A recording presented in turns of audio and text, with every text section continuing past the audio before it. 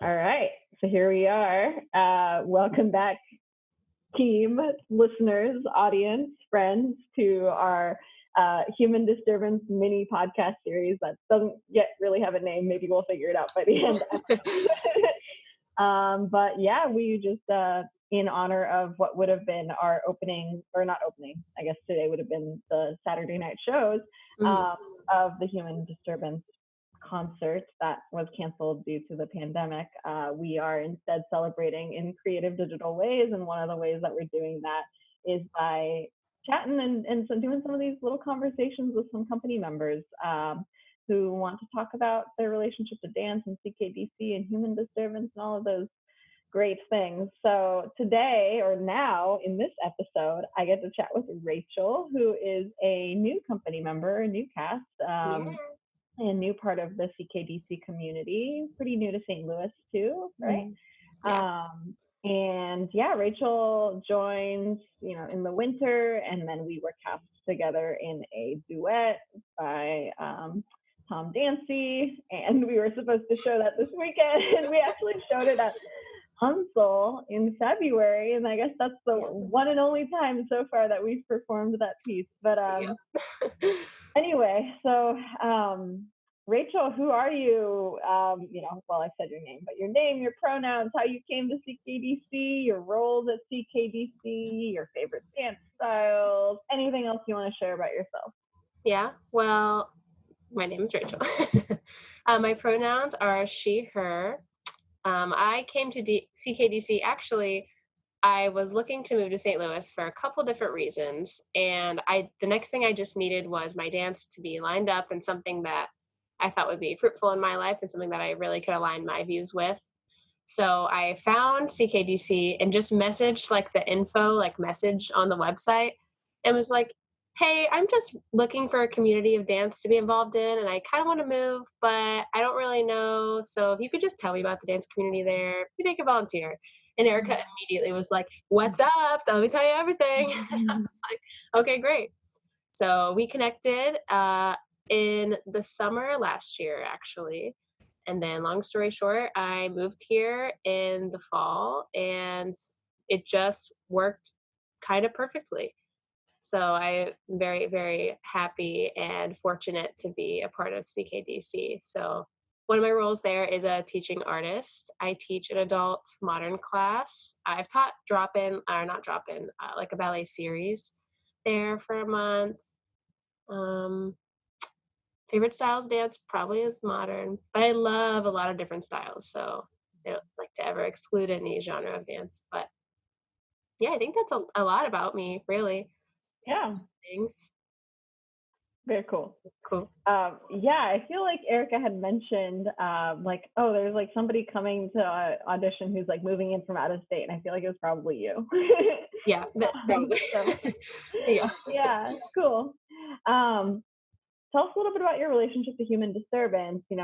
Are you an artist? Are you a choreographer? What roles or what pieces are you involved in? That kind of thing. Yeah, so I didn't choreograph. So I'm just dancing in the show. I'm just an artist. And I was in Tom's piece that we mentioned, and then Jane's and Erica Brown's piece. Jane's, I actually got to go to more rehearsals because I was sick for a little bit there, and it just I would get better just in time for Jane's. But I loved being in Jane and Erica's pieces so much, and I'm so sad, but it's fine. We're fine. We're doing great. They were just so meant so much to me, because I'm very passionate about the things intertwined with human disturbance, and they both put so much thought into it, and I thought it was really authentic, and I thought they were being really genuine. So I am just so happy I got to experience the time that I did with those pieces. Yeah. Hopefully we can revisit them sometime. Right, for sure. Yeah. I'm curious, how has your process of being in these pieces compared to other productions or performances and that production process or that rehearsal process in other companies or in other groups that you've performed with or worked with? How are they different? Yeah, or like how Yeah. they compare? You know, what it doesn't have to be like a what it's been like or who's better necessarily. It's more Right, like right, a right. yeah, what it's been like for you. It has been it's basically a lot of the really as my dance career has grown and I have grown just as a human being. It's gone from like being young and like here's what we're doing and here's what the song's about, like and that's all we get.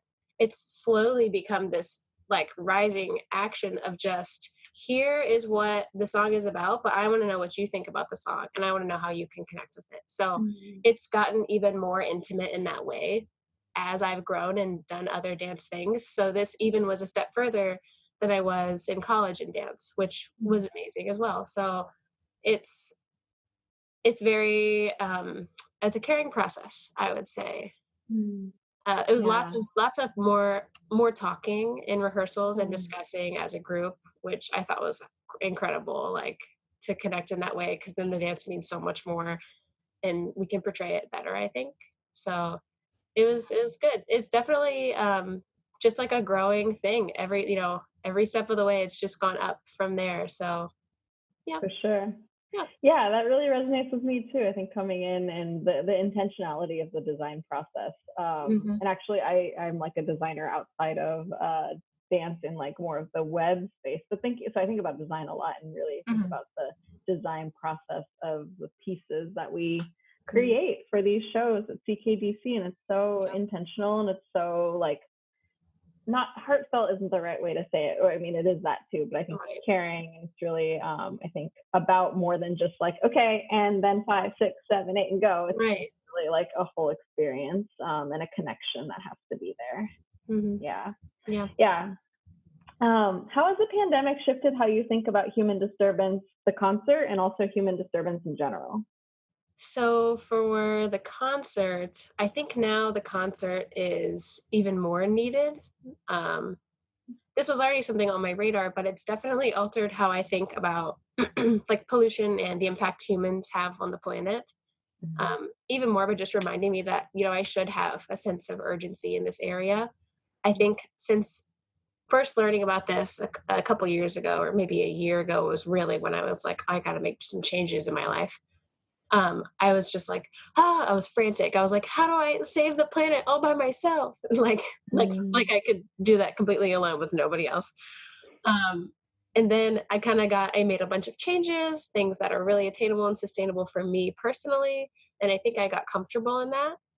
So having this show kind of come to light for the company has reminded me like, oh, you should still be making changes always, Mm. even just here and there little things, just continuing trying to be the change you wish to see in the world. I think it's a cheesy quote, Yeah, but I think there's a reason people say it.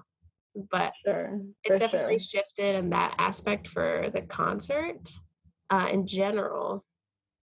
I think my hope is that these temporary changes helping the environment will inspire people to make more changes to sustain this and not have the opposite effect. I'm afraid that some may think that, this time of social distancing was enough and the earth is fine. It like reset itself because that's not true. Unfortunately, Hmm. you know, well, fortunately, right now, NO2 is really low. The air is pretty clean in a lot of places, especially like LA, New York, China, all those bigger places. And it's because of the stay at home order. But I Hmm. think, although it's decreased, experts do say that it's just temporary and it's likely it will revert back to the way it was when we go back to our old normal. So I'm excited to learn about and see our new normal. And I hope that we can find ways to make it a little more sustainable. So hopefully the pandemic has a really positive effect on the way people think about, the environment and pollution and things we should be doing or shouldn't be doing. Yeah. Yeah. For sure. Yeah, there's the idea of like going back to where things were. And it's like, Hmm. no, like we can't go back to where things were. We have Yeah. to find a new way forward. We have to imagine Yeah. a new future, one that's regenerative and Hmm. sustainable for sure. Yeah. Yeah, I've been thinking a lot about that as well. And it's like, Yeah. this is and the end of some it's apocalypse is the end of sometimes and it's like the end of a way of life and it's the creation of new possibilities and it's like well what are we going to do with that Right. How do we how do sustain we this? Exactly. Yeah. And I think a lot about that idea of, yeah, like the individual change we need to make in our own lives is huge in order to magnify and amplify and have a Right. greater social change. Yeah. Mhm. Yeah. What does your relationship to dance and movement look like in these times? Much different. Yeah. um, it has been tough, I won't lie.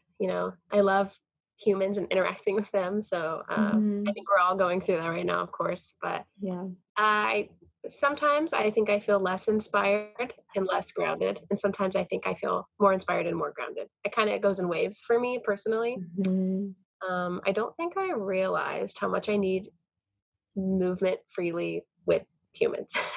'Cause Mm. I'm a very introverted and then very extroverted person. There's not really an in between. Like I either want to be completely alone or literally with everyone all the time. Yeah. So if anything, I think So, now I'm in a more codependent relationship with dance than I was before. yeah, for So sure. yeah, I definitely am focusing a little more on improv right now and less on choreography. It's Hmm. helping me the most, and it's actually I know choreographing now will help me, or not choreograph, improving now will help me choreograph in the future, I think. So, Mm. yeah, I'm trying to just Yeah. focus on that and what my body feels like it needs to be grounded right now because I feel a little bit of a disconnect. Yeah. Mhm. I feel that. It's a really good time to like really tune in and connect and align with our bodies. Yeah, Yeah, and like slow down. yeah, For for sure. sure. I actually wanted to loop back to what we were talking about earlier with human disturbance and sustainability, and mention that. So you came on to CKDC as a company member, but you also came with or sort of co-birthed with this new initiative. Do you want to share a little bit about that? Yeah, I would love to. So it's crazy well, when I met Erica, we had like a long talk about dance and we learned about the dance community in St. Louis and each other. And then somehow at the end of that conversation, we were going to start a business. I think maybe we were just meant to talk that day or meant Yeah. to connect in life somehow because we just perfectly aligned with what we wanted to do. And we're going to do it. It's obviously maybe a little bit not as soon as we would like now because of everything going on, but it's still going to happen. We are creating a company. We're still working on the name. We have some ideas. We've been working on the name for so long, so I think this is Yeah. maybe even becoming a joke now within the company. We still don't have a name, but Hmm. we want to keep clothing out of the landfills because turns out like nobody's actually recycling clothing. Like nobody, except for like a very few places. So we want to be that like one-stop shop where you can drop your clothes off and the good ones can be sold and you can take dance costumes you donate and we can share those with companies. We can kind of have an exchange going there. But we're also sending jeans to this company to become insulation. We're also sending this cotton to this company to become paper and all those things. We will not be throwing clothing away. If they're like there's a purpose for everything. We already have a partner. We're going to partner with Remains. That's official, ready to go. Now we just are kind of waiting. We kind of want to settle things with CKDC first, just like get our feet like really sturdy on the ground and For work on sure. moving forward. But it's just keeping clothes out of the landfill because it's a lot more than people realize. Like people don't think about clothes. They think about, oh, plastic. It's just the plastic. It's not just plastic. Yeah, there's microplastics in clothes, but nobody thinks about all the clothes that we create in fast fashion. And it's always like people buy new clothes all the time and get rid of them after 2 months. I have friends that change wardrobes like after 2 months.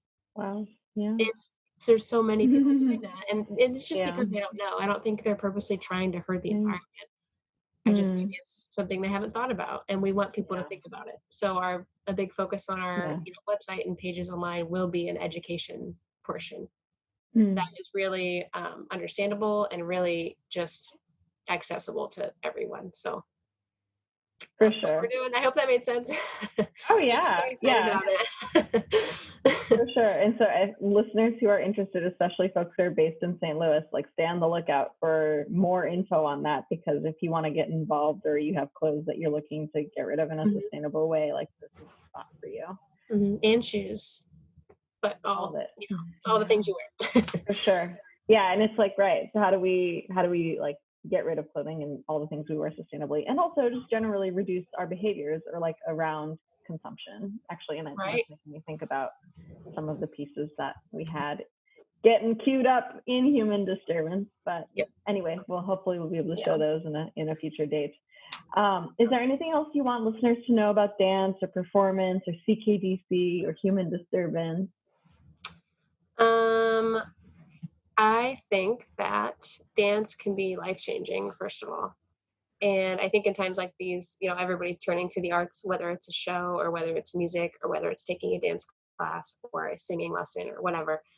I just think it's a beautiful thing to see all the support that CKDC has gotten this far. And I just hope that, we'll continue to raise that support so we can continue to make dance accessible and doing big things and helping the community in St. Louis and further. So I guess that's my thing I want to talk about. My second to last question is, why do you dance? So how do I just answer that with like pages on cotton pages? A zillion reasons, but I'll go with because I have to, because I can't be me if I don't. Yeah. That's a short summary. If I keep going, I won't stop. Yeah, so no, mic drop, done. Okay, cool. If folks want to connect with you or learn more about you or take class from you, how can they connect with you? Yeah, well, I am teaching some classes, shorter classes on our Patreon page. You can always comment on a video, any questions or about anything that you have, really. And if you want to reach out further and ask about, our company that we're starting sometime and just other things in general, you can look at my Instagram. It's public. It's just at Raystrae. It's RASTRAE. That's it. Sweet. So, yeah. All right. Well, thanks so much for your time today, Rachel. It was so great to chat with you and to learn more about you and your dance life and all of that. And awesome. Thanks so much, folks, for listening in, and hope to catch you around. And that's all from us. All right. Thank you. Thanks.